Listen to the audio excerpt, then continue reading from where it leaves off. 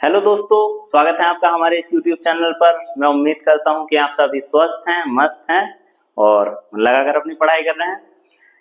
जैसा कि आप सभी को पता है कि हमने अपने इस चैनल पर ज्योग्राफी को स्टार्ट किया है और वीडियो का यही उद्देश्य है, इस सीरीज का यही उद्देश्य है कि वीडियो छोटी हो पर ज्यादा इफेक्टिव हो, ज्यादा असरदार हो, डाटा ज्यादा हो। जिस तरीके से पहली वीडियो में आपने देखा है कि छोटी वीडियो थी, तकरीबन 40-45 मिनट की वीडियो रही है, बट उसमें हमने पूरा अपना कॉस्मोलॉजी जो है खत्म किया है। उसी तरीके से ये भी एक वीडियो रहेगी जिसमें आज हम जो है अपने दो टॉपिक यानी कि पृथ्वी के बारे में जो बेसिक बातें हैं वो सब कंप्लीट करेंगे और अपना जो है आज अक्षांश और देशांतर को देखेंगे।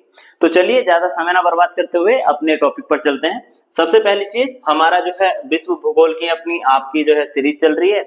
लगभग एसएससी के सभी एग्जामों के लिए इफेक्टिव है, असरदार है, पर अभी जो हम अपने इस को टारगेट कर रहे हैं, जो आने वाली आगामी परीक्षा है अपना एमटीएस, जो कि बहुत जल्द होने वाला है, उसको टारगेट में रखते हुए की गई है। जैसे अभी सब्जेक्ट कवर कर रहे हैं, फिर इससे जुड़ी हुई प्रैक्टिस लगाएंगे और सब्जेक्ट को जल्दी से जल्दी खत्म करने की कोशिश करेंगे। आज हम क्या कंप्लीट करेंगे, देखिए आज पहले हम पृथ्वी के बारे में जितनी जानकारी हो सकती है वो सब कंप्लीट करेंगे और उसके बाद जो है हम अपने अक्षांश और देशांतर को कंप्लीट करेंगे। चलिए शुरू करते हैं। सबसे पहले हम पृथ्वी के बारे में जान लें। पृथ्वी के बारे में बेसिक सी बातें आपको पता चल गई थी, इससे पिछली वीडियो में हमने बात की थी और बची हुई बातें कुछ आज कर ले रहे हैं। जैसे जब हम कल पृथ्वी के बारे में जिक्र कर रहे थे जब हम पृथ्वी के बारे में पढ़ रहे थे, तो सबसे पहली चीज तो हमने ये देखी थी कि भाई सूर्य से तीसरे नंबर का ग्रह है ना। सूर्य से तीसरे नंबर का ग्रह है, सूर्य से तीसरा ग्रह है आपकी पृथ्वी। और हमारे सौर मंडल का एकमात्र, सौर मंडल का, ये अभी तक ज्ञात करें, अभी तक की बात करें, जितने भी हमारे ज्ञात तारा मंडल हैं उन सभी में सौर मंडल का एकमात्र ग्रह है जिस पर जीवन है। एकमात्र ग्रह जिस पर जीवन है, क्या है भैया? जिस पर जीवन है। ये सभी पॉइंट जो है नोट करते हुए चलें। नीला ग्रह कहा जाता है इसे, ठीक है, नीला ग्रह। और नीला ग्रह किस लिए कहा जाता है? क्योंकि इस पर पानी की उपस्थिति है। क्या है?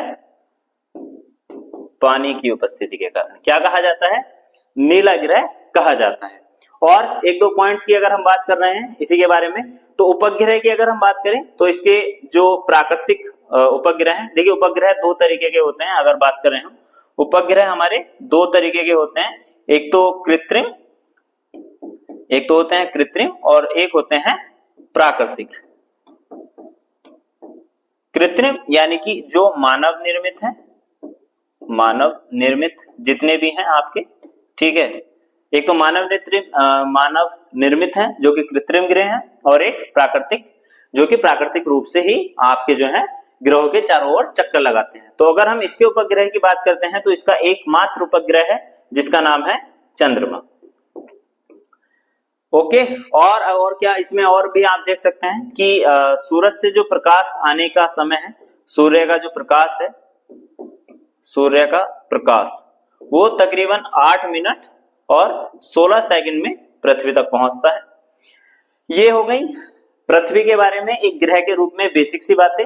और इसके बारे में और बात कर ले रहे हैं, और क्या बात कर रहे हैं, और इसके बारे में थोड़ी सी और बात कर ले रहे हैं, आगे चल रहे हैं। चलिए यहाँ पे बात बता दे रहे हैं इसके बारे में और कि अपने अक्ष पर झुका है कितना, अपने अक्ष पर भी झुका है, अपने अक्ष पर कितना झुका है? 23.5 डिग्री। और इसी के कारण यहां पर क्या होते हैं? ऋतु परिवर्तन। क्या होते हैं? ऋतुओं में जो परिवर्तन है वो इसी के कारण है। क्यों ऋतु में परिवर्तन? इसलिए होगा कि अपने अक्ष पे है, रोटेट सही तरीके से कर पा रहा है और सूरज के चारों तरफ घूम रहा है, तो इसीलिए ऋतुओं के परिवर्तन का जो मेन कारण है वो यही है, अपने जो अक्ष पर है वो झुका हुआ है।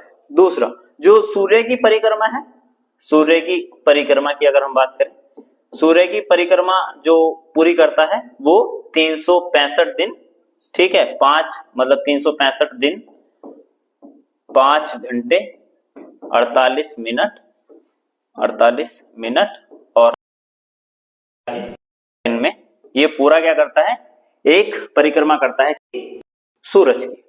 ठीक भाई, ये तो हो गई इसकी बेसिक सी बातें। मैं उम्मीद कर रहा हूं कि आप ये सब चीजें नोट कर शॉर्ट कोई कॉपी बना लीजिए, कोई भी एक डायरी टाइप में कुछ भी बना लीजिए, क्योंकि इतने ज्यादा पॉइंट है। मेन बात यही है कि वीडियो छोटी हो पर इफेक्टिव ज्यादा हो। तो ये बातें होगी बेसिकली। अब थोड़ा सा और इसके बारे में बात कर रहे हैं। सबसे पहले हम बात कर ले रहे हैं पृथ्वी की गति के बारे में। जैसा कि आप सभी को पता है कि हर ग्रह की मतलब ज्यादा जो हमारे सौर मंडल के ग्रह हैं उनकी दो गतियों की बात की जाती है, एक तो खुद की और एक वो जो सूरज की चारों तरफ चक्कर लगाते हैं।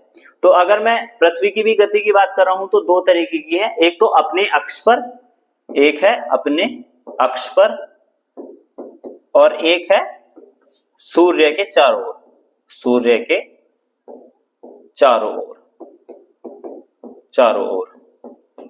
इसे बोलते हैं घूर्णन, घूर्णन गति, और इसे बोलोगे आप परिक्रमण गति, परिक्रमण गति। ये दो तरीके की गतियों की बात की गई है। तो हम पहले की बात कर रहे हैं घूर्णन गति की। इस गति से क्या मतलब है? सबसे पहली बात तो ये कि जो दिन रात होते हैं, जो भी आपको दिन रात के रूप में चीजें प्राप्त होती हैं, उसके पीछे अगर कोई एक गति जिम्मेदार है तो वो है घूर्णन गति। अगर इसकी घूर्णन गति की आप बात कर रहे हैं तो ये अपने अक्ष पर तकरीबन 23 घंटे, मतलब पैसिफिक तो आप 24 घंटे बोल देते हैं कि अपने अक्ष पर 24 घंटे घूम जाती है, पर जो मेन है वो है आपका जो है 23 घंटे, 23 घंटे और 56 मिनट, सॉरी 23 घंटे 56 मिनट और 8 या मेरे ख्याल से 16 सेकंड, कुछ इस तरीके से। अगर पैसिफिक की हम बात कर रहे हैं तो तकरीबन 24 घंटे में ये अपने अक्ष पर घूम जाती है। तो आपका जो है एक दिन जो है, एक दिन रात होता है वो 24 घंटे का होता है। तो ये बातें हो गई। तो सबसे पहली चीज तो मतलब ये दो पॉइंट है, दिन रात जो होते हैं वो अपनी जो है घूर्णन अक्ष के जो घूर्णन गति है उसके कारण, और जो है जो इसकी गति है उसका जो काल है वो कितना है, 23 घंटे 56 मिनट और 8 सेकंड का। ज्यादा मतलब डीप घुसने की कोशिश ना करेंगे, बहुत ज्यादा जो है ये सब चीजें इतनी, ये है कि आपकी समझ में ये सब चीजें होनी चाहिए, ठीक है। तो ये कुछ इस तरीके से जो है अपने अक्ष पर गति करता है, मतलब ये इसका झुकाव है। कहां है भाई, आजा, ठीक है। ये जो आपको दिखाई पड़ रहा है ये वाला, ये वाला जो है वो झुका हुआ है। कितना झुका हुआ है? 23.5 डिग्री झुका हुआ है। और ये जो इस तरीके से घूम रही है, पश्चिम से पूरब इसे बोला जाता है। इसकी दिशा क्या है भाई? पश्चिम से पूरब, पश्चिम से पूरब की ओर होकर घूमती है, ये इसकी गति है इस तरीके से। तो ये क्या कर रही है? अपने अक्ष पर क्या कर रही है? घूम रही है, अर्थ एक्सिस, मतलब अक्ष पर अपने घूम रही है, ठीक है। ये हो गई इसके अपने रोटेशन की बात। अब बात कर रहे हैं परिक्रमण की। तो परिक्रमण का मतलब है कि सूरज के चारों ओर घूमने वाली जो गति है, हम इसकी बात कर रहे हैं जो सूरज के चारों ओर चक्कर लगाती है ना, इसी को बोलते हो आप परिक्रमण। क्या बोलते हो? परिक्रमण। ये है आपका कौन सा? परिक्रमण। परिक्रमण का मतलब है सूरज के चारों ओर। देखिए ये सेंटर में है आपका सूरज, ये है आपका सेंटर में सूरज, ये, और इसके जो चारों तरफ ये अपनी एक एक्सिस पे जो है, मतलब इसकी एक अपनी परिधि है जिसके चारों तरफ घूमती रहती है। और इसी का समय है जो टाइम पीरियड में बता रहा था, 365 दिन, 365 दिन 5 घंटे 48 मिनट और तकरीबन 46 सेकंड। इस टाइम को आप मान सकते हो लगभग 6 घंटे का समय मान सकते हो कि तकरीबन 6 घंटे हैं। और जब लगातार ये जो है टाइम बढ़ता चला जाता है, 6 घंटे आपके जो है 4 साल में एक लीप वर्ष के रूप में निकल के आते हैं, इसी को आप लीप वर्ष बोलते हैं। उस समय जो आपका पूरा जो साल होता है वो 365 दिनों का होगा, ठीक है। यहां तक की बात हो गई। अब इसमें दो चीजें होती हैं, एक तो अपसोर उपसोर। आप देख लीजिए क्या होता है अपसोर और उपसोर। एक स्थिति वो होगी जब सूरज जो है वो पृथ्वी के सबसे ज्यादा मतलब निकट होगा, या पृथ्वी जो है सूर्य के चारों ओर जब चक्कर लगा रही होगी। तो एक स्थिति वो होगी जब सबसे ज्यादा जो है नजदीक होगा, और एक स्थिति वो होगी जब सबसे ज्यादा दूर होगा। तो तकरीबन 15, ये लिखा है आपका जो है 15 करोड़ के आसपास की जो डिस्टेंस है, 15 करोड़ किलोमीटर के आसपास की जो डिस्टेंस है, वो पृथ्वी का अपसोर कहलाता है। अपसोर मतलब उससे बहुत ज्यादा दूरी पर, सबसे ज्यादा दूरी पर। और एक डिस्टेंस होती है जो कि 14 करोड़ के आसपास है, और उसे आप बोलते हो उपसोर। तो ये दो वर्ड हैं, अपसोर और उपसोर। आपको अगर ये वर्ड याद नहीं हो पा रहे हैं तो ऐसे देख लीजिए, मतलब इस तरीके से याद कर लीजिए। क्या है? उप उप का मतलब ऊपर, मतलब उठा हुआ है, मतलब ज्यादा, है ना। इस तरीके से आपको याद हो जाएगा। पहला क्या है? उपसोर, यानी उठा हुआ थोड़ा सा ज्यादा है, तो उतना है, उसे बोलोगे आप उपसोर। और दूसरा क्या है आपका? अपसोर। ये हो गई, मतलब एक ऐसी स्थिति है। और एक स्थिति और है, उसके बारे में और देख ले रहे हैं अभी। एक मिनट, ठीक है, एक मिनट जरा, कहाँ गया भाई? चलिए ठीक है, एक मिनट। हाँ, ये रहा। देखिए, एक ये वाला और स्थिति को आप इसे देख लीजिए। क्या बात कही जा रही है? 4 तरह की स्थिति है। देखो, जो सूरज घूम रहा है, तो मैंने बताया था अभी आपसे, मैं ये बात कह के आ रहा हूं कि जो हमारी पृथ्वी पे वो तकरीबन 23.5 डिग्री अपने अक्ष पर झुकी हुई है। तो जब वो सूरज के चारों तरफ घूम रही है तो उसकी कुछ इस तरीके से स्थितियां बनती हैं। जैसे इस समय, अगर हम इस समय की बात करें, यानी ये वाली जो स्थिति है, हाँ, ये वाली जो स्थिति है, ये वाली, है ना, ये क्या है कि जो सूरज की किरणें हैं वो लंबवत पड़ रही हैं, सॉरी, लंबवत जो पड़ रही हैं वो कहां पड़ रही हैं? विषुवत रेखा पर। किस पर? विषुवत रेखा पर। ये अभी हम बात करेंगे, विषुवत रेखा, कर्क रेखा, मकर रेखा, ये क्या है, अभी इन्हीं के बारे में बात करेंगे। पर अभी आप इतना समझ लीजिए कि सबसे पहले आप ये जान लीजिए कि यहां से सूरज की जो किरणें हैं वो लंबवत पड़ रही हैं, कहां पर? विषुवत रेखा पर। तो ये जो 21 मार्च का है, ये सबसे लंबा जो है दिन होगा यहाँ पर, ठीक है, 21 मार्च का। और यहां से जो है, जब पृथ्वी की स्थिति बदलती है, मतलब पृथ्वी क्योंकि चारों तरफ घूम रही है सूरज के, तो जैसी स्थिति बदलती है, और तकरीबन 21 जून को क्या होगा कि जो सूरज की किरणें हैं वो लंबवत पड़ेंगी, कहां पर? कर्क रेखा पर। कौन सी रेखा पर? कर्क रेखा पर। यहां पड़ रही है कर्क रेखा पर लंबवत। तो कर्क रेखा पर सबसे लंबा दिन होगा आपका जो है 21 जून का, ठीक। 21 जून को सबसे लंबा दिन होगा। उसके बाद फिर से पृथ्वी अपनी स्थिति को बदलेगी और कहां पहुंचेगी? वापस जो है सूरज की किरणें लंबवत तौर पर पड़ेंगी आपकी जो है भूमध्य रेखा पर या विषुवत रेखा पर। तो 22 सितंबर को जो विषुवत रेखा पर सबसे लंबा दिन होगा, और उसके बाद जब फिर से स्थिति बदलेगी तो फिर से जो रेखाएं हैं, मतलब सूर्य की जो लंबवत किरणें हैं, वो पड़ेंगी आपकी मकर रेखा पर, ठीक है। कौन सी रेखा पर? मकर रेखा पर। और मकर रेखा पर उस समय सबसे लंबा दिन होगा, यानी कि 22 दिसंबर का जो दिन होगा वो सबसे लंबा दिन होगा, ठीक। ओके, चलिए, ये बातें समझ में आ गई आपकी। तो हम वापस लौटते हैं। क्या खुल गया भाई? ठीक है, चलिए, अब हम वापस बात कर ले रहे हैं अपनी, जहां पर बात कर रहे थे। ये तो हो गई हमारी सारी पृथ्वी के बारे में जानकारी, अक्षोर उपसोर आपने ये सब समझ ही लिया। अब थोड़ा आगे चल रहे हैं।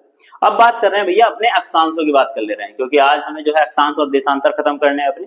तो आज हम अक्षांश और देशांतर की बात कर रहे हैं। क्या है अक्षांश और देशांतर? तो सबसे पहले हम अक्षांश को समझने का प्रयास करते हैं। अक्षांश क्या?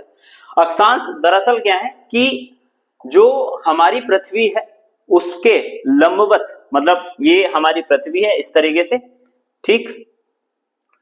तो इस पृथ्वी के बीचों बीच, मतलब यहां से यहां लंबवत जो रेखाएं हैं, लंबवत बता रहा हूं, ऊर्ध्वाधर जो आपकी जो है लेटी हुई रेखाएं हैं, इन्हों को आप क्या बोलते हो? अक्षांश रेखा बोलते हो। इसे बोलते हो आप लैटिट्यूड, इंग्लिश में लैटिट्यूड बोला जाता है ना। अक्षांश को लैटिट्यूड, और जो आपकी देशांतर है इन्हें लॉन्गिट्यूड बोला जाता है। तो यहां से यहां तक जो पृथ्वी को 2 बराबर भागों में काटती है, इसे आप बोलते हो विषुवत रेखा। क्या बोलते हो?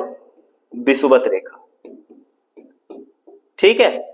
ये 0 डिग्री अक्षांश है। क्या है ये? 0 डिग्री अक्षांश, देख सकते हैं इस तरीके की।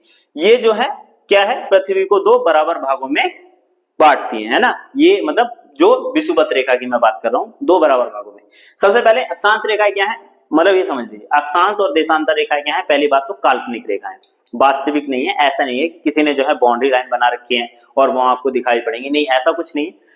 आप मतलब इन्हें सिर्फ वो बोलते हैं ना, जैसे काल्पनिक होती हैं और वास्तविक जैसे मतलब कल्पना में है, मतलब वास्तविक तौर पर आपको दिखाई नहीं पड़ेगी, ऐसा हमने कल्पना की है, हमने ऐसे डाटा जुटाए हैं, तो ये क्या है, एक तरीके की काल्पनिक रेखाएं हैं। जितने भी आपकी विषुवत रेखाएं हैं या जितनी भी आपकी अक्षांश रेखाएं हैं वो सभी क्या है, आपकी काल्पनिक रेखाएं हैं, है ना। तो जैसे ये है विषुवत रेखा, और इसी तरीके से जो रेखाएं हैं मतलब इससे ऊपर वाले भाग को हम उत्तरी, मतलब ये और ये इस तरीके से जो है, ये है आपका उत्तरी ध्रुव, उत्तरी ध्रुव, और ये क्या है आपका दक्षिण ध्रुव, दक्षिण ध्रुव। तो जो विषुवत रेखा है वो दो भागों में बांटती है पृथ्वी को, बराबर दो भागों में। तो इसके ऊपर वाले भाग को आप बोलोगे उत्तरी गोलार्ध, उत्तरी गोलार्ध, और इससे निचले वाले भाग को बोलोगे दक्षिण गोलार्ध। क्या बोलोगे, दक्षिण गोलार्ध। ये सारी चीजें आप नोट करते चलिए, जैसा मैंने बताया। अगर मतलब ऐसे सिर्फ क्लास को देखते रहोगे तो हो सकता है उससे फायदे इतने ज्यादा ना निकले, आपके पास रिवीजन के लिए भी कुछ हो। ज्यादा टाइम नहीं लगेगा क्योंकि इतना ज्यादा लिखवा भी नहीं रहा हूं, आप ये सब चीजें बना सकते हैं इजीली, बहुत इतना ज्यादा क्रिटिकल नहीं है, बहुत आराम से समझा रहा हूं चीजों को। तो ये है भैया उत्तरी गोलार्ध, और ये है क्या आपका दक्षिण गोलार्ध। दो भागों में इसे जो है बांटा जाता है, किसके द्वारा, विषुवत रेखाओं की। अगर हम टोटल रेखाओं की बात करें, देखो ये बिंदु के रूप में भी हैं और इन्हें रेखा के रूप में भी। ये बहुत कंफ्यूजन हो जाता है, इस तरीके के क्वेश्चन बहुत आ जाते हैं कि कुल जो है अक्षांश रेखा कितनी है, कुल अक्षांश रेखा, कुल अक्षांश। तो मैं 2 पॉइंट बता रहा हूं। एक तो है जब आप जो है ध्रुवों को बिंदु के रूप में देखेंगे, ध्रुव बिंदु के रूप में, है ना, मतलब आप इन्हें रेखा नहीं मान रहे हैं, इन्हें क्या मान रहे हैं, बिंदु के रूप में मान रहे हैं। तो एक तो ये मेन रेखा, ठीक है, ऊपर की तरफ पढ़ोगे तो तकरीबन इसी तरीके से 80 रेखा ऊपर और 80 रेखा नीचे की तरफ पड़ती है। पर आप जो है इन्हें क्या मान रहे हो, इन्हें आप मान रहे हो बिंदु।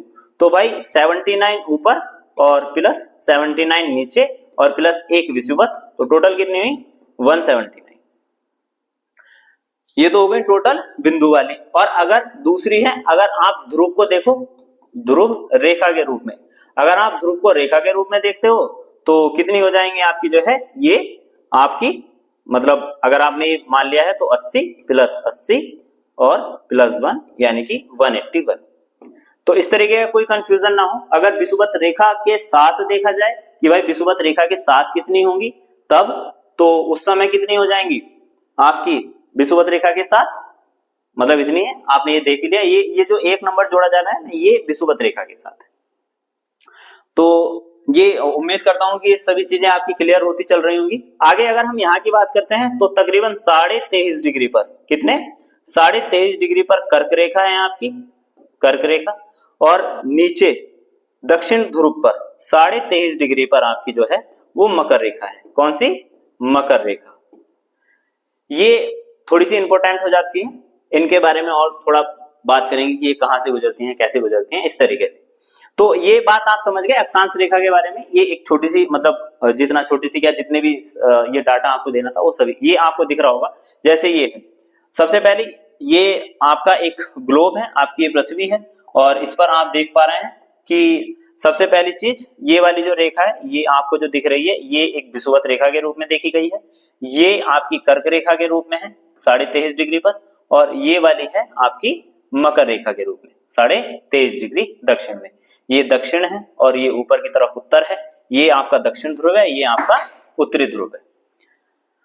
ठीक है, अब ये तो हो गई हमारी अक्षांश रेखाओं के बारे में बात। अब बात कर ले रहे हैं अपने देशांतर के बारे में। ये समझ गए ना, स्क्रीनशॉट ले लो भाई अगर लेना हो तो इसके बारे में, जिससे कि आपको जो है एक छोटा सा डाटा रहे आपके पास।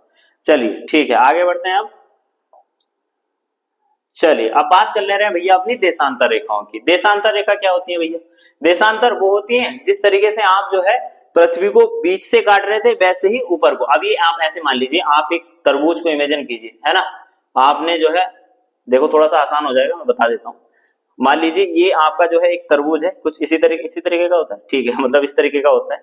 ये कुछ इस तरीके का जो भी आप देख पा रहे हैं, ये इस पर जो है ये लाल काला जो भी बना होता है, हरे का लेयर, ये तो एक तो ये है कि आपने इस तरीके से काटा है इस तरबूज को। ऐसे तो कटता है भाई, घरों में तो ऐसे कटता है, सामान्य जीवन में तो ऐसे ही काटते हैं, ठीक, मतलब इतना ज्यादा तो तिगड़म बिगड़म नहीं लगा के काटते, सामान्य जीवन में इस तरीके से काट देते हैं।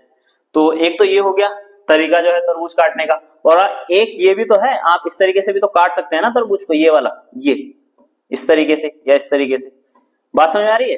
तो कहने का मतलब क्या है, कहने का मतलब भैया ये है कि जो आप तरबूज को इस तरीके से काटे थे जैसे मैंने अभी बताया, तो वो था आपका जो है अक्षांश और देशांतर रेखा जब आप पृथ्वी को क्या है लंबवत तरीके से काटते हैं। अब आप एक बॉल को इमेजिन कीजिए, ठीक है, ये अगर बॉल है तो इस तरीके से काटी जा रही है, दिख रही है ये, अब है नहीं मेरे पास तो मतलब आप इमेजिन कर लीजिए। आपने वो बॉल देखी होगी बचपन में जिससे आप बॉल खेलते, तो एक तो उसके चारों तरफ पट्टी होती थी, वो जो पट्टी है ना बड़ी सी चौड़ी सी, वो है आपकी एक अक्षांश रेखा, आप उसे अक्षांश मान सकते हैं।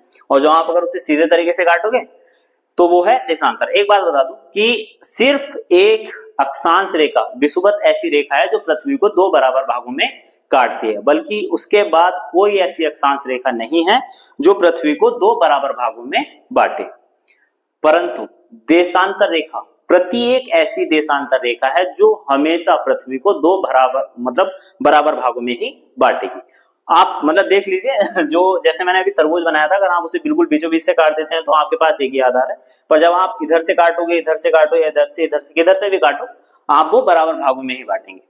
तो देशांतर मतलब जो लंबवत रेखा है, कैसी लंबवत, तो ये भी एक तरीके क्या है काल्पनिक रेखा है। कैसी रेखा है भैया, काल्पनिक रेखा है। अगर इनकी संख्याओं की मैं बात करूं, संख्याओं की, तो ये जो है 360 है, 360 जो है आपकी देशांतर रेखाएं हैं। ये बातें समझ में आ रही है इस तरीके से, जैसे ये है तो ये वाला जो है ये, ठीक, ये वाली, ये जो देखो, अगर मैं इस तरीके से आर पार काट देता हूं तो भी ये दो बराबर भागों में बांटी जाएगी। इस वाले से काट देता हूं इस तरीके से, ठीक है, तो भी ये दो बराबर भागों में होगी इस तरीके से। तो ये किधर से भी काटी जाए इसका जो है बराबर भाग ही होते हैं। ये 0 डिग्री इस तरीके से है, एक 0 डिग्री देशांतर, और उस तरीके से जब पीछे की तरफ चली जाती है तो कितना है 180 डिग्री देशांतर है। यहां तक की बात क्लियर है। अब थोड़ा और आगे चलते हैं, इसमें कुछ और है, चलिए फिर मैं और समझा दे रहा हूं।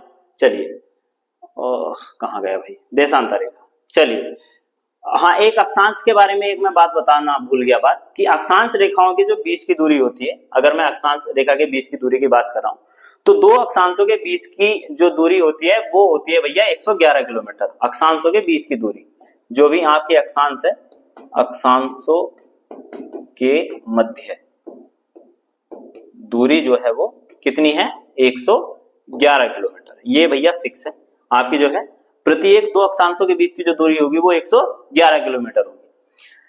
ओके, यहां तक की बात समझ में आ गई। चलिए यही बात हम देशांतर के रूप में कर ले रहे हैं। देशांतर के बीच की जो दूरी है, अगर मैं देशांतर के मध्य की बात कर रहा हूं कि भाई देशांतर के बीच में कितनी दूरी है, तो देशांतर के बीच की जो मध्य दूरी है वो भी 111.325 है। ये एग्जैक्ट है 325 मतलब किलोमीटर।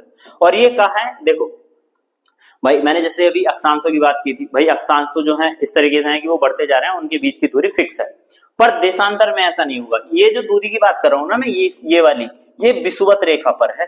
कहां है, विषुवत रेखा पर, विषुवत रेखा पर। और एक बात याद रखना, जैसे ही आप ध्रुव की ओर चलोगे, ध्रुव की ओर, तो जो दूरी है वो कम होगी, ध्रुव की ओर क्या होगी, दूरी कम होगी। और जैसे ही आप विषुवत की ओर चलोगे, विषुवत की ओर, तो दूरी बढ़ेगी। क्या होगी भैया, दूरी बढ़ेगी। आगे समझ में, देखो जैसे मैक्सिमम दूरी मैंने बात की है, मैक्सिमम यहाँ की, तो मैक्सिमम दूरी की अगर हम बात कर रहे हैं तो भाई यहाँ की बात कर रहे हैं हम, यहाँ की, कहाँ की, बिल्कुल ऐसे यहाँ वाली। तो देखो सबसे ज्यादा जो दूरी दिख रही है तुम्हें ये वाली, यही तो है। अब जैसे तुम ऊपर बढ़ते जा रहे हो दूरी कम होती जा रही है ना, ये वाली देखो, यहां से ऊपर चलते हुए दूरी कम होती जा रही है। तो यानी कि मैक्सिमम जो दूरी होगी वो विषुवत रेखा पर होगी, और ध्रुव की ओर चलने पर क्या होगी, दूरी कम होती चली जाएगी, और यहाँ पर जाकर दूरी बिल्कुल शून्य हो जाएगी। अगर आपको पता करना है कि भाई मुझे ये पता करना है कि यहाँ पर कितनी दूरी होगी और यहाँ पर कितनी दूरी होगी, तो इसके लिए एक छोटा सा फॉर्मूला है, देख लो भैया, मुझे तो कोई जरूरत नहीं है, तुम्हें निकालनी है तो देख लेना। अगर आपको दूरी पता करनी है ना, तो बस आपको इतना करना है कि ये जो डाटा है 0.3 और ये जो भी लिखा है गुणा, और भैया cos थीटा, थीटा का मतलब आप ये रख देना जहां का भी आपको निकालना है डाटा, थीटा मतलब उतना देशांतर पे, जितनी देशांतर पे भी आपको चाहिए, ये वाला फॉर्मूला रख देना। ठीक है, आपको कहीं की भी आप मतलब आपको डिस्टेंस मिल जाएगी।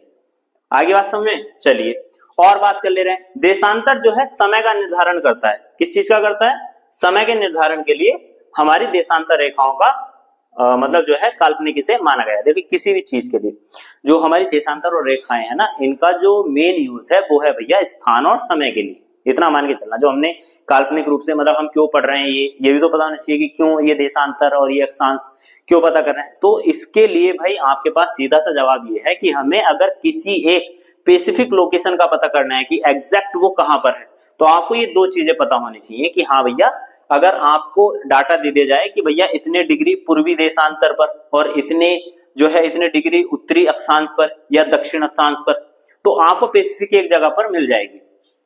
इसके बारे में बात करेंगे। तो जो आपकी जो देशांतर रेखा है वो किस लिए है भाई? मैंने बताया समय के निर्धारण के लिए। किसके लिए? समय के निर्धारण। इसका जो 0 डिग्री है वो भैया प्रधान रेखा है, या आपकी जो है ग्रीनविच मेन टाइम लाइन भी बोला जाता है इसे। 0 डिग्री को प्रधान रेखा, प्रधान, या फिर जो है ग्रीनविच रेखा, ग्रीनविच मेन टाइम लाइन, इस तरीके से ये नाम दिए जाते हैं समय के निर्धारण के लिए। ये बात बोली जाती है।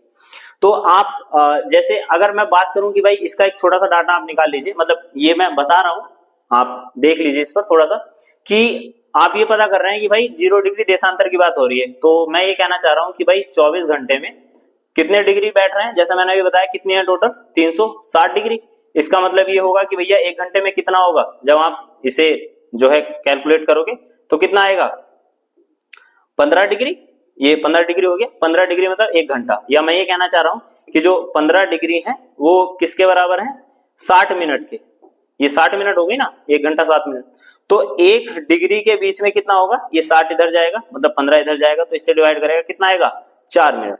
तो हर एक देशांतर के बीच में, प्रत्येक देशांतर के बीच में जो मेन टाइम का नंबर है वो कितना है, 4 मिनट। मतलब अगर आप एक देशांतर को क्रॉस करते हो तो आपको जो है इतने मिनट का डिफरेंस मिल जाता है।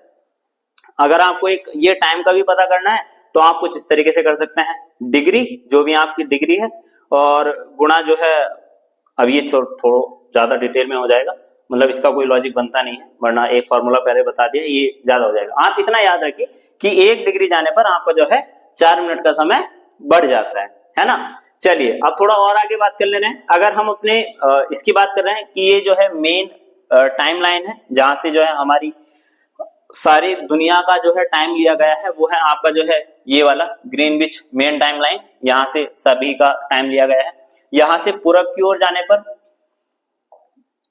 ठीक, यहां से इस ओर बढ़ने पर यानी पूरब की ओर बढ़ने पर आपका जो है समय में वृद्धि होती है, और पश्चिम की ओर जाने पर समय में घटोतरी होती है, यानी यहाँ पर आपका टाइम प्लस हो जाता है और यहाँ पर आपका टाइम माइनस हो जाता है।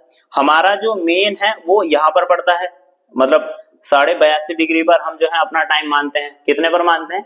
जो भारत का मेन टाइम है वो लिया जाता है 82.5 डिग्री पर, 82.5 डिग्री यहाँ से। तो ये जो 82.5 डिग्री है वो तकरीबन 5.5 घंटे का टाइम आगे है, मतलब इतना टाइम है आगे भैया, 5 घंटे 30 मिनट का समय जो है वो आगे है, क्योंकि हम पूरब में है ना कि पश्चिम में। पश्चिम वाली को जो है वो पीछे चलता है समय। ठीक है, यहां तक की बातें समझ में आ गई। चलिए थोड़ा सा और अब इसके बारे में ये समझ लीजिए कि एक्चुअल में होती कहां से कहां होकर जाती है। देख लें अगर कुछ मिल जाए तो, वरना जो है यहाँ पर चीजें आपकी समाप्त हो ही गई हैं। कहाँ है भाई, आजा। चलिए कहाँ की बात हो रही है, ये रहा। ठीक है भाई, ये रहा हमारा समय, और ये रहा। हाँ भैया, इसे समझ लीजिए थोड़ा सा, इसके बारे में बात कर ले रहे हैं, जिससे आपको जो है थोड़ा समझने में आसानी हो जाएगी। और ये लास्ट है, मतलब ज्यादा लंबी वीडियो हो गई। चलिए समझने की कोशिश कर रहे हैं। सबसे पहले ये वाली जो आपको ये वाली जो लाइन दिख रही है, ये इस तरीके से, ये वाली जो है, ये वाली है भैया 0 डिग्री देशांतर। इसे क्यों आप क्या बोलोगे, विषुवत रेखा। ये आपकी कौन सी है भाई, विषुवत रेखा, विषुवत रेखा। ठीक है, ये है आपकी विषुवत रेखा। उसके बाद में अगली की बात कर रहे हैं, ये वाली जो आपको दिख रही होगी, अगर थोड़ी बहुत भी दिख रही होगी, इस तरीके से ये मैं बना दे रहा हूं, और इस तरीके से ये है आपकी कर्क रेखा। कौन सी, कर्क रेखा,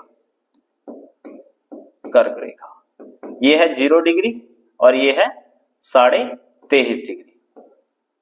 उसके बाद ये वाली जो एक रेखा दिखाई दे रही है आपको, नहीं दिख रही तो मैं बना दे रहा हूं, ये है आपकी मकर रेखा, 23.5 डिग्री मकर रेखा। मकर रेखा थोड़ा सा देख लो कहां कहां से होके जाती है। सबसे पहले तो ये याद कर लेना, ये वाला पॉइंट है मैक्सिको, ठीक है, मैक्सिको से होकर गुजरती है। उसके बाद में यहां पर अल्जीरिया पड़ता है, यहां पर आपका अल्जीरिया, अल्जीरिया। और इसी तरीके से यहां पर मतलब मेन जो है, जैसे आपका भारत से होकर गुजरती है भारत, उसके बाद जो है बांग्लादेश, बांग्लादेश, ठीक है। यहीं पर आपका जो है चीन है, चीन से होकर गुजरती है, चीन है। फिर म्यांमार है, म्यांमार है। ये वो इंपॉर्टेंट है जो आपको याद होने चाहिए कि इस पर कौन कौन सी रेखा गुजरती है।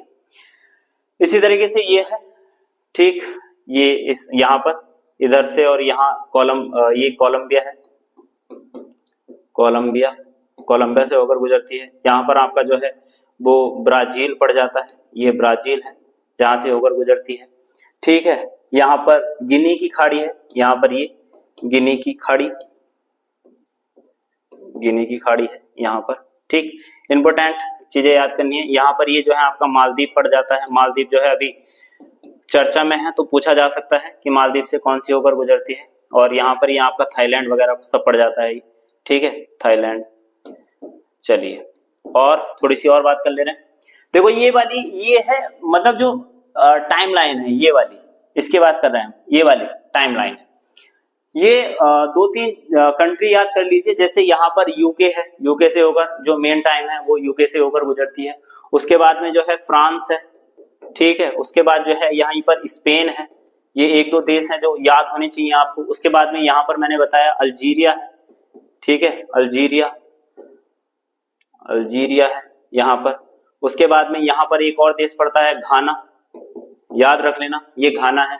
यहाँ पर गिनी की खाड़ी है और यहाँ पर जो है आपका अटलांटिक महासागर है, अटलांटिक महासागर है, अटलांटिक महासागर से होकर गुजरती है, महासागर। इसका भी देख लीजिए। यहाँ पर ये जो है चिली है, चिली। और यहाँ पर जो है अर्जेंटीना है, अर्जेंटीना, अर्जेंटीना से होकर गुजरती है। यहीं पर आपका ब्राजील भी है, ब्राजील से दोनों रेखा होकर गुजरती है, ठीक। यहाँ पर आपका नामीबिया है, नामीबिया। यहाँ पर आपका दक्षिण अफ्रीका है, दक्षिण अफ्रीका। यहाँ पर आपका जो है ये मेडागास्कर है, मेडागास्कर।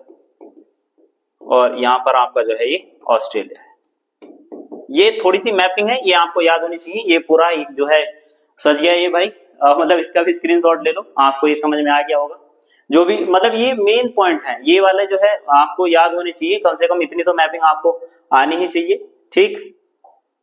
ये वाली जो है आपकी मेन टाइमलाइन है, ये जो मैं बता रहा था आपको। चलिए भाई, तो ये बातें आपकी समझ में आ गई होंगी, किस तरीके से आपने सभी तरीके से चीजों को समझा। आज हमने जो बात की है वो अपनी पृथ्वी के बारे में बात की, और हमने जो है बात की वो अपनी अक्षांश और देशांतर रेखाओं की बात की है, किस किस तरीके से सारी चीजें आपने पढ़ ली हैं, उसके बारे में हमने जो है बात की है, अपनी देशांतर रेखाओं के बारे में बात की है।